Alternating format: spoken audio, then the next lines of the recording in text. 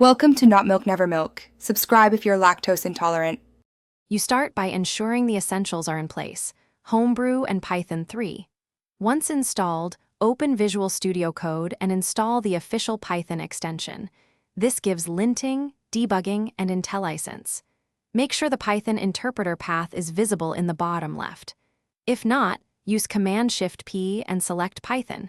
Select Interpreter. This immediately points VS Code to the right Python executable, so your environment runs smoothly as you create files and run code.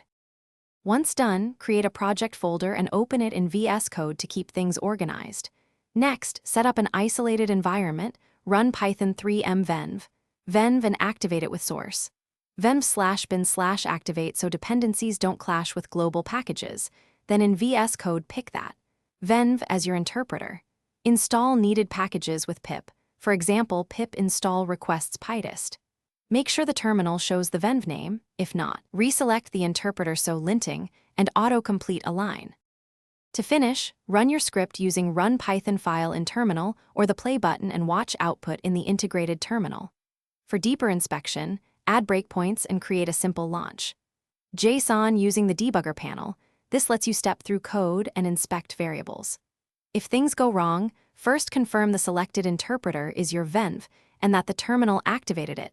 Then check path and reinstall the Python extension if missing features persist. These steps fix most common issues quickly. Thanks for watching. If this was helpful, leave a like and consider subscribing. See you next time.